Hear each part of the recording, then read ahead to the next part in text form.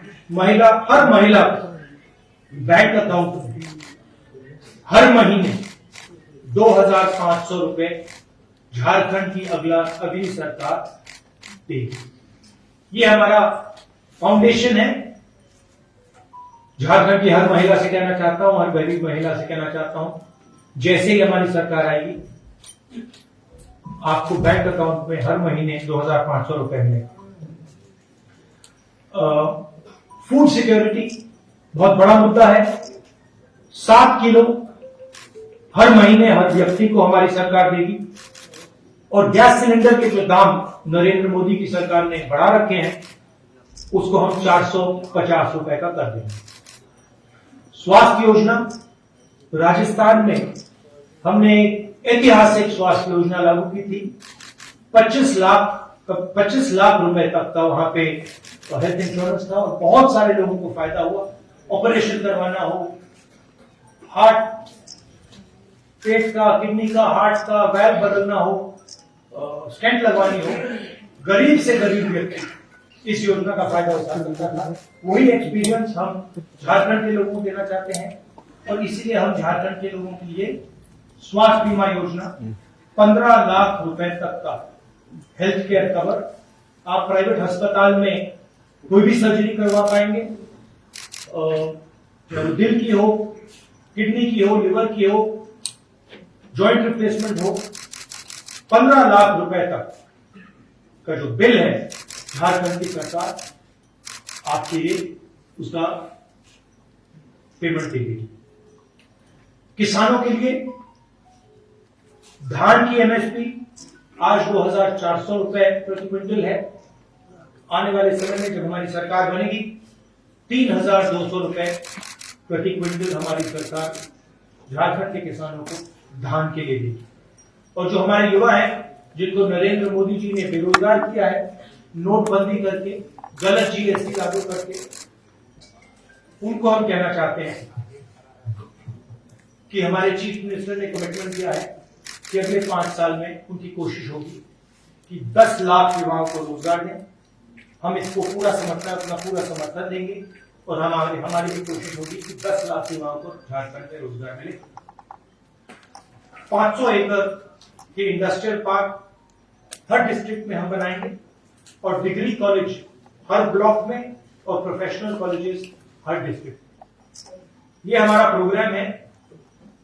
इसकी पूरी financial planning हमने की है और जो यहां हम कह रहे हैं कि हमारा कमिटमेंट है, हम ये झारखंड की जनता को देंगे। मेन चीज मैं झारखंड के लोगों को कहना चाहता हूं, ये लड़ाई विचारधारा की लड़ाई है, संविधान को बचाने की लड़ाई है, रिजर्वेशन को बढ़ाने की लड़ाई है, किसानों की, मजदूरों की रक्षा की लड़ाई है, बेरोजगार युवाओं की रक्षा की लड़ाई है। एक तरफ कांग्रेस पार्टी जो अंबेडकर जी के संविधान को, गांधी जी के संविधान को, बुद्ध भगवान के संविधान को, नारायण गुरु बसवना जी, फूले जी के संविधान को बचा रही है, संविधान की रक्षा कर रही है, और दूसरी तरफ आरएसएस और बीजेपी जो अंबेडकर जी के संविधान को खत्म करने में लगे हैं। और मैं यहां मीडिया के सामने कहना चाहता हूं कि कांग्रेस पार्टी का हर कार्यकर्ता, हर नेता ये कभी नहीं होने देगा, संविधान को हम कभी नहीं खत्म होने देंगे। धन्यवाद। राहुल जी, पीएम अच्छा, एक और इशू है। 1.36 लाख करोड़ झारखंड की सरकार का है पैसा, वो दिल्ली की सरकार दे नहीं रही है। लैंड कॉम्पेंसेशन का पैसा है, कोल रॉयल्टी का पैसा है, और ये झारखंड के खिलाफ बीजेपी की सरकार काम कर रही है। और झारखंड के लोगों को मालूम होना चाहिए कि नरेंद्र मोदी जी का, अदानी का पैसा नहीं है, ये आपका पैसा है, ये आपके डेवलपमेंट का पैसा है, शिक्षा का, स्वास्थ्य का पैसा है, और ये आपको मिलना चाहिए था और बीजेपी ने आपको ये नहीं दिया। तो ये आपको मालूम होना चाहिए। एक सेकंड करके रवि सिसोदिया, ANI।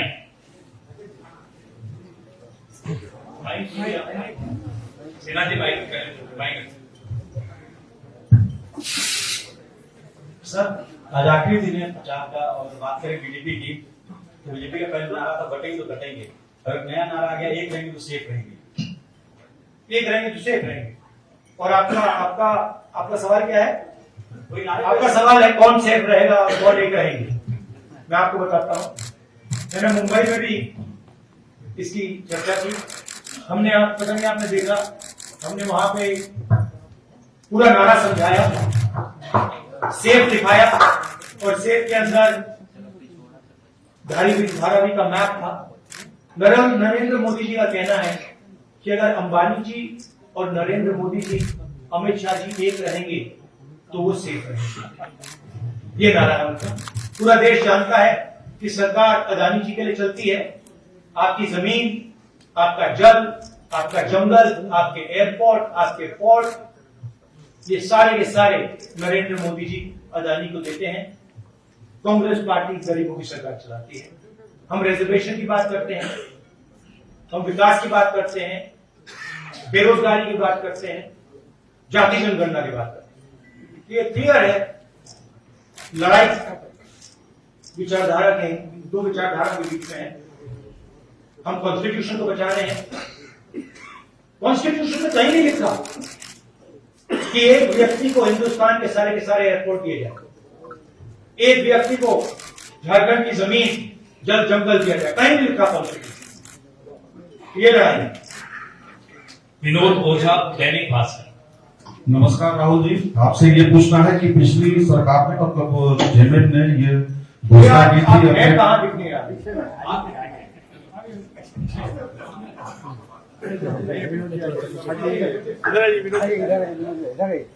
ये सबसे लगे। ये झारखंड सरकार ने मतलब हेमंत सोरेन जी ने पिछली बार वादा किया था कि 5 लाख युवाओं को नौकरी हर साल देंगे। लेकिन इस मामले में और मामले में उन्होंने काफी काम किया है, इसमें दो मत नहीं है, लेकिन इस मामले में वो बिल्कुल ही पीछे रह गए। जबकि ये नहीं कहूंगा कि बिल्कुल पीछे रह गए हैं, काम हुआ है, मगर अगले 5 साल में एक्सेलरेटेड तरीके से काम होगा। हमारी सरकार, सब लोग जानते हैं कि जो बीजेपी की सोच है वो आदिवासियों के खिलाफ सोच है। झारखंड के चीफ मिनिस्टर बीजेपी ने अरेस्ट किया है। झारखंड के चीफ मिनिस्टर को डराने की कोशिश की है, धमकाने की कोशिश की है, फॉल्स एलिगेशंस लगाए गए हैं और झारखंड के चीफ मिनिस्टर पीछे नहीं हटे। और उनसे ये इसीलिए किया जा रहा है क्योंकि वो आदिवासी। अंकित मिश्रा, पीटीआई। और बेरोजगारी का मेन जो बात है, और ये मैं हर प्रदेश में कहता हूं, जो आपने बेरोजगारी की बात उठाई, उसका मेन कारण है कि नरेंद्र मोदी की सरकार ने नोटबंदी की और गलत जीएसटी लागू की। और ये दो चीजें, ये योजनाएं नहीं है, ये डेवलपमेंट प्रोग्राम नहीं है, ये छोटे व्यापारियों को, स्मॉल और मीडियम बिजनेसेस को मारने के हथियार हैं। और ये नरेंद्र मोदी जी ने इसलिए किया है क्योंकि जो छोटे बिजनेस वाले हैं, छोटे व्यापारी हैं, स्मॉल मीडियम बिजनेस वाले जो इनोवेशन करते हैं, जो रोजगार देते हैं, वो खत्म हो जाए और अदानी, अंबानी जैसे अरबपति चाइना का माल हिंदुस्तान में बेचे। तो ये नेशनल लेवल में इश्यू है और झारखंड की सरकार काम कर रही है, मगर माहौल बीजेपी के लोगों ने और पूरा स्ट्रक्चर बीजेपी के लोगों ने तोड़ रखा है। तो सच्चाई ये है कि हिंदुस्तान चाहे भी तो रोजगार पैदा करना आसान नहीं है, क्योंकि बैंक के दरवाजे स्मॉल और मीडियम बिजनेस के लिए बंद है, बैंक के दरवाजे अरबपतियों के लिए खुले हैं। 1 लाख करोड़ रुपया, 16 लाख करोड़ रुपया अरबपतियों का कर्जा माफ हुआ है, छोटे व्यापारियों का, किसान का 1 रुपया कर्जा माफ नहीं हुआ। तो इसका मेन कारण यह है, मगर हमारे जो चीफ मिनिस्टर झारखंड के पूरा दम लगा के काम कर रहे हैं और हमारा पूरा सपोर्ट करते हैं। सर ये अंकित मिश्रा, पीटीआई।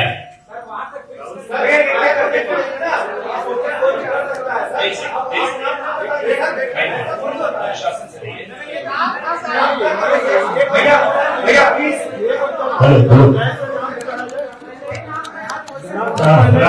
छोटे छोटे दो सवाल। एक सवाल। अच्छा, एक सवाल है ये जो देखिए हमारी कोशिश होगी कि ज्यादा से ज्यादा लोगों को सवाल मिले, मगर एक इशू है, सुनिए एक इशू है, एक एक सवाल पूछिए और संक्षेप में पूछिए प्लीज। नेशनल पीपल पार्टी जो मणिपुर में उन्होंने एनडीए से अपना जो है सपोर्ट वापस ले लिया है, वहां पर फ्रेश वायलेंस जो हो रहे हैं, उसको कैसे देखते हैं आप सब? देखिए मणिपुर में जो हो रहा है पूरे देश को मालूम है। 1.5 साल हो गए मणिपुर हिंदुस्तान का स्टेट है, मगर प्रधानमंत्री आज तक मणिपुर नहीं गए हैं। और मणिपुर में मैं गया हूं, मैंने अपनी आंखों से जो हो रहा है देखा है। हमारी पूरी सपोर्ट है। हमने सरकार को कहा है कि जल्दी से जल्दी हिंसा को बंद कीजिए, मगर नहीं हो रहा है। और इसमें वेस्टेड इंटरेस्ट किसी का तो है। होम मिनिस्टर जी को अपना काम करना चाहिए, मगर किसी ना किसी कारण होम मिनिस्टर अपने काम में इंटरेस्ट नहीं ले रहे हैं। मगर जो मणिपुर में हो रहा है पूरा देश जानता है बिल्कुल गलत हो रहा है, और हिंसा को एकदम वहां पे बंद होना चाहिए।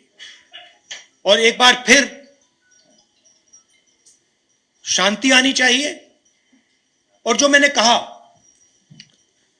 भारत जोड़ो यात्रा में, जो मैंने कहा 4000 किलोमीटर हम चले, कन्याकुमारी से कश्मीर, नफरत के बाजार में मोहब्बत की दुकान। हमने मैसेज दिया कि अगर आप नफरत फैलाओगे तो आग लगेगी, और बीजेपी के लोगों ने नफरत फैलाई है और इसीलिए आग लगती है। आग को सिर्फ कांग्रेस पार्टी मिटा सकती है, क्योंकि हम मोहब्बत की बात करते हैं, भाईचारे की बात करते हैं, और हम नफरत को मिटाते हैं।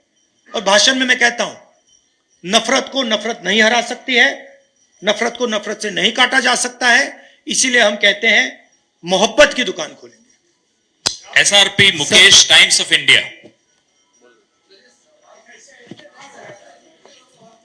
सर, महागठबंधन की सरकार बनती है तो जैसा आपने बताया कि जो योजना है वो फ्री की जो योजना है, उसके लिए यदि केंद्र फंड नहीं करती है तो ऐसे में तो आम जन पे ही लोड पड़ेगा, तो आप पैसा कहां से लाएंगे? नहीं, सबसे पहले ये फ्री की योजना नहीं है, ये न्याय की योजना है। अगर आप जब अंबानी जी को, अदानी जी को 16 लाख करोड़ रुपया दिया जाता है तो मीडिया में कोई नहीं कहता कि ये फ्री की योजना है, तब आप कहते हो विकास की योजना है, विकास हो रहा है, देखो देखो अदानी जी का 16 लाख करोड़ रुपया माफ हो गया, देखो कैसा विकास हो रहा है। आप कहते हो, आप लोग कहते हो, मैं नहीं कहता हूं। और जब महिलाओं को हम लाखों रुपए नहीं, 2500 रुपए, 3000 रुपए देते हैं तो आप कहते हो फ्री की योजना है। क्यों? या तो आप कहिए कि वो भी फ्री का है, या फिर आप कहिए ये भी विकास की योजना है। पहली बात यह है। दूसरी बात, झारखंड के पास भी पैसा है, यह नहीं है कि झारखंड के पास बजट नहीं है। उस बजट से हम अपनी योजनाएं चलाएंगे। मगर हमने सरकार से विनती की है कि जो झारखंड का पैसा आपके पास पड़ा हुआ है, वो पिछड़ों का पैसा है, दलितों का है, आदिवासियों का है, किसानों का है, मजदूरों का है, वो वापस दीजिए। वो आपका नहीं है तो वापस दीजिए, और उस पैसे का भी हम प्रयोग करेंगे। हम दबाव डालेंगे, मैं पार्लियामेंट में बोलूंगा कि झारखंड का पैसा भेजिए, और उसका भी प्रयोग होगा। मगर ये जो आप कहते हैं फ्री की योजना, ये गलत शब्द है, और मैं इसको सच बोलूं तो थोड़ा डिसरिस्पेक्टफुल है, क्योंकि आप अदानी को फ्री नहीं बोलते हो, और जब हम किसानों का कर्जा माफ करते हैं तो कहते हैं फ्री। हम मजदूरों को की मदद करते हैं, मनरेगा करते हैं, का पैसा देते, कहते हो फ्री नहीं है। I am Mukesh from Times of India. You talk about caste census, but in 2011 there was a survey about this, and even BJP says that Congress doesn't have any blueprint. Do you have any blueprint if you do a caste census? How will What? What's your question? आप caste census की बात कर रहे हैं, BJP कहती है कि कांग्रेस के पास कोई ब्लूप्रिंट नहीं है अगर कास्ट सेंसस हो भी जाए कि कैसे रिजर्वेशंस को उसको बढ़ाएगा. Do you have any blueprint for that? So first of all, UP and Congress came out with the idea of a caste census, and I consider it a mistake that we did not implement it then. I consider it a mistake. We have a government in Telangana and we have a government in Karnataka. We are doing a detailed exercise, a public exercise, where we are having a conversation with different stakeholders in Telangana, and we are preparing the questions of the caste census through a public discussion. We have a very clear vision for the caste census, and I guarantee you that when we implement the caste census, which we will do, as I have committed in the Lok Sabha, and we will do in Jharkhand, it will be a huge step in the transformation and the development of this country.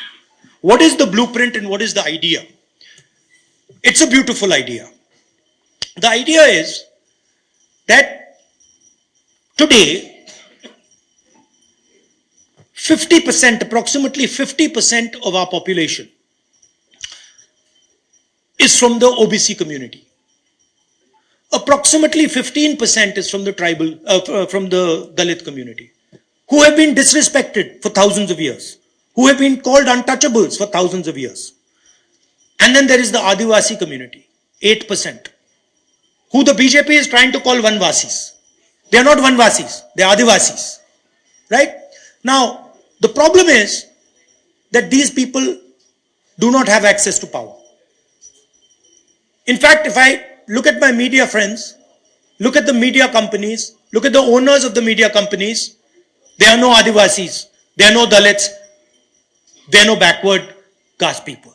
It's the same in the judiciary, it's the same in the government. You look at all the senior positions in the government, you will not find an Adivasi, you will not find a Dalit, you will not find a backward man or woman. Right? So what are we going to do in the caste census? First of all, we're going to find out exactly what is the population of these communities. What is the population of Dalit community, tribal communities, OBC communities, different communities within these communities. Then we are going to do an institutional survey. So then we are going to say, okay, now what is the participation of these people in the government of India, in the institutions of India, in institutions like the Fourth Estate, media, corporate India. We're going to check, where are these people? Do they actually exist? Do they have power?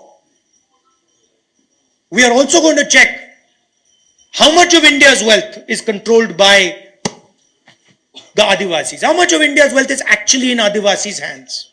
How much of India's wealth is actually in backward OBC communities' hands? How much of India's wealth is in Dalit hands? And then we will have a blueprint. We will have what in the 21st century is called gold data. We will have the data with which to make accurate, precise decisions. We will know that when 16 lakh crores are forgiven for 25 businessmen, that is money that has come from GST, that there is not a single OBC, not a single Dalit, not a single tribal person who got that money. This will become transparent, clear, it will be beautiful. Every person in India will know what access I have to power. How much, how is the wealth distributed, who has it? Right? When you go to a doctor, when you have an injury, you go to a doctor and he says to you, I think your leg is broken. let's do an X-ray. What is he doing? He's getting data on your leg. He's checking, is there actually a break? Where is that break? And then once he's seen the break, he can apply medicine, he can do treatment. Caste census is going to give us the data to think about development in India effectively. And we have spent hours and hours and hours and hours coming out with a blueprint. We have it. So, and the BJP people have no idea even how to do this, even if they wanted to do it.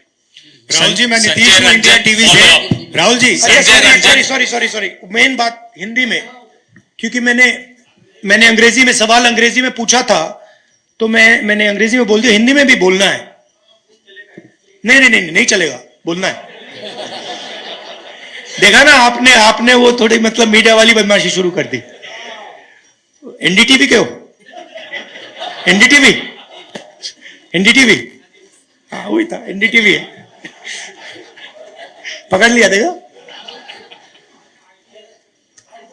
नहीं, NDTV नहीं चाहता कि मैं हिंदी में बोलूं, जाति जनगणना की बात अंग्रेजी में बोलिए। नहीं, देखिए, इन्होंने हमसे पूछा कि जाति जनगणना का ब्लूप्रिंट क्या है, तो मैं बताना चाहता हूं। देखिए, तेलंगाना में और कर्नाटक में हमारी सरकार है, और वहां पे हम जाति जनगणना के कॉन्सेप्ट को डेवलप कर रहे हैं। तेलंगाना में हम जनता के साथ डिस्कशन करके जो हमारे कास्ट सेंसस में सवाल जाएंगे, वो सवाल हम डेवलप कर रहे हैं, और बहुत बेहतरीन सजेशंस आ रहे हैं, जनता से आ रहे हैं, और हम लाखों लोग से डिस्कशन कर रहे हैं। जाति जनगणना का आइडिया मैं आपको बताना चाहता हूं, झारखंड के युवाओं को बताना चाहता हूं। देखिए, हिंदुस्तान में कम से कम 50% पिछड़े वर्ग के लोग हैं। कोई जानता नहीं कितने हैं, और जो पिछड़े वर्ग के युवा हैं, मैं आपसे बात कर रहा हूं, आपकी आबादी कोई जानता नहीं है, आपकी भागीदारी भी कोई जानता नहीं है। दलित 15% है, आपकी आबादी लोग जानते हैं, मगर आपकी भागीदारी कोई नहीं जानता। आपका पार्टिसिपेशन कितना है, पावर स्ट्रक्चर में आप कितने लोग हो, कोई नहीं जानता। आदिवासी 8%, बीजेपी आपको वनवासी कहती है, इंसल्ट है, अपमान है आपका। आप 8% आपकी आबादी, भागीदारी कोई नहीं जानता। मगर जब मैं मीडिया के मित्रों को देखता हूं, कॉर्पोरेट इंडिया को देखता हूं, जुडिशरी को देखता हूं, प्राइवेट अस्पताल, प्राइवेट यूनिवर्सिटी, प्राइवेट कॉलेजेस, इनके मालिकों की लिस्ट देखता हूं, मुझे ना कोई आदिवासी दिखता है, ना कोई दलित दिखता है, ना कोई पिछड़े वर्ग का दिखता है। मीडिया के आप सबसे बड़े पत्रकारों की लिस्ट निकालिए, एंकर्स की लिस्ट निकालिए, वहां आपको आदिवासी नहीं मिलेगा, दलित नहीं मिलेगा, पिछड़े वर्ग का कोई नहीं मिलेगा। तो सवाल यह है कि 73% दलित आदिवासी पिछड़े लोग हैं, और इनका हिंदुस्तान के पावर स्ट्रक्चर में कितनी जगह है, कितना पार्टिसिपेशन है? इस सवाल का हम जवाब निकालना चाहते हैं। मैं जानता हूं कि नरेंद्र मोदी जी ने 20-25 अरबपतियों का 16 लाख करोड़ रुपया कर्जा माफ किया है, और मैं यह भी जानता हूं कि अगर हम उन कंपनीज के मालिकों की लिस्ट निकालें, उनकी सीनियर मैनेजमेंट की लिस्ट निकालें, जिन लोगों को करोड़ों रुपए की सैलरी मिलती है, उस लिस्ट में आपको एक दलित नहीं मिलेगा, एक आदिवासी नहीं मिलेगा, एक पिछड़ा वर्ग का व्यक्ति नहीं मिलेगा। मतलब हिंदुस्तान का उसमें रिप्रेजेंटेशन है ही नहीं। इसलिए हम जाति जनगणना की बात कर रहे हैं। इसलिए मैंने पार्लियामेंट हाउस में प्रधानमंत्री के सामने कहा कि देखिए, हम करेंगे, हम पता लगाना चाहते हैं कि 73% के पास कितनी भागीदारी है, कहां कहां है ये लोग। मनरेगा की लिस्ट में मिलते हैं, मजदूरों की लिस्ट में मिलते हैं, लाइन लगी हुई है। हम पता लगाना चाहते हैं हिंदुस्तान के पावर स्ट्रक्चर में कहां है जाति जनगणना का ये कॉन्सेप्ट है, और ये क्रांतिकारी कॉन्सेप्ट है। इससे हिंदुस्तान की राजनीति हमेशा के लिए बदल जाएगी। क्यों बदलेगी? क्योंकि 21वीं सदी डेटा की सेंचुरी है। डेटा जो 20th सेंचुरी उसको ब्लैक गोल्ड कहते थे, अब डेटा वो काम करेगा। ये सोने से भी मतलब कीमती चीज है। हम देश का डेटा निकालना चाहते हैं। हम पता लगाना चाहते हैं कि इन संस्थाओं में ओबीसी कितने, दलित कितने, आदिवासी कितने। हम पता लगाना चाहते हैं कि हिंदुस्तान में जो धन है, जो जीएसटी है, वो कहां जा रहा है, किसके हाथ जा रहा है? सिर्फ अरबपतियों के हाथ जा रहा है या गरीबों के हाथ जा रहा है, किसानों के हाथ जा रहा है? और ये कौन है? तो एक प्रकार से मैंने कहा, आप डॉक्टर के पास जाते हो, डॉक्टर एक्सरे लेता है, आपकी हड्डी का एक्सरे लेता है। वो क्या है? वो डेटा है कि भैया फ्रैक्चर है, कहां कहां फ्रैक्चर है। ये हम जाति जनगणना से करना चाहते हैं। जाति जनगणना का कॉन्सेप्ट मैं आपको बताता हूं। और जो ओबीसी युवा हैं, दलित, आदिवासी युवा और गरीब जनरल कास्ट के युवा, ये आपके लिए जरूरी है। माइनॉरिटीज के युवा, ये आपके लिए जरूरी है, समझना जरूरी है। क्योंकि ये सारे जो रास्ते बंद हो रखे हैं आपके लिए, जो बेरोजगारी फैल रही है, जो महंगाई बढ़ रही है, ये इसलिए हो रहा है क्योंकि आपका पूरा का पूरा धन 20-25 लोगों के हाथ में जा रहा है। छोटे व्यापारी, जैसे मैंने भी बोला, छोटे व्यापारी जो देश को रोजगार देते हैं, खत्म किए जा रहे हैं। तो ये हमारा लक्ष्य है।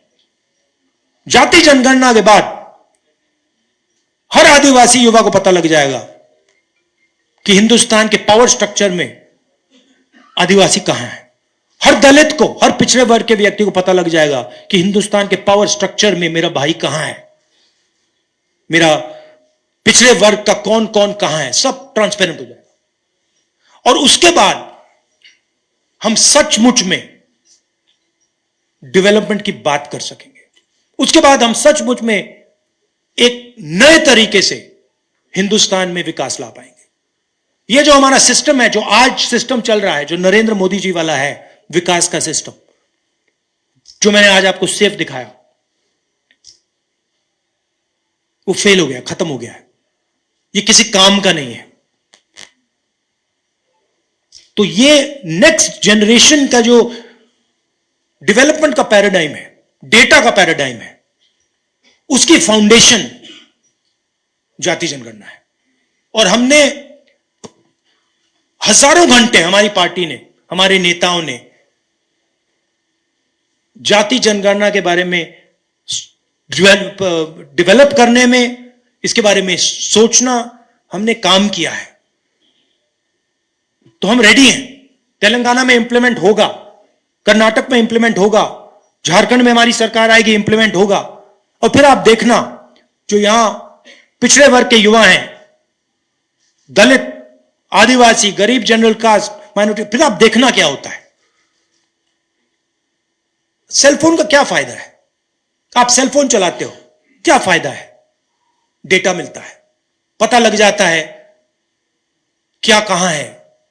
वही हम जाति जनगणना के साथ करना चाहते हैं।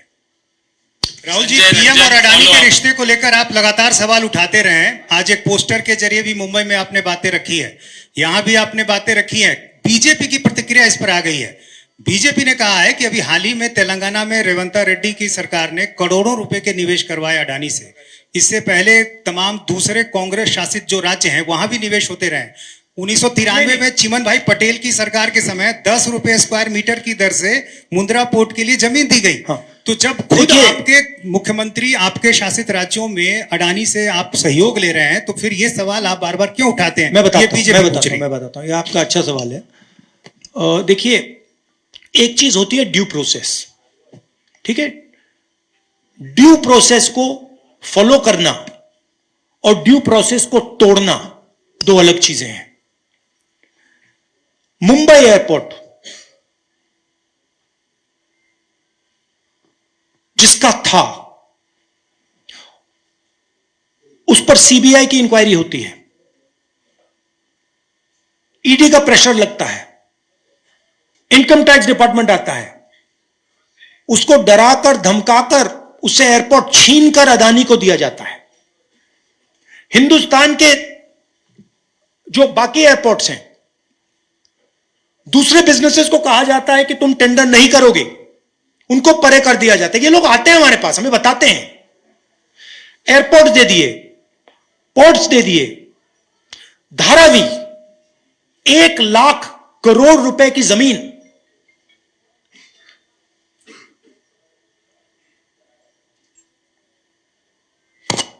Non transparent tender,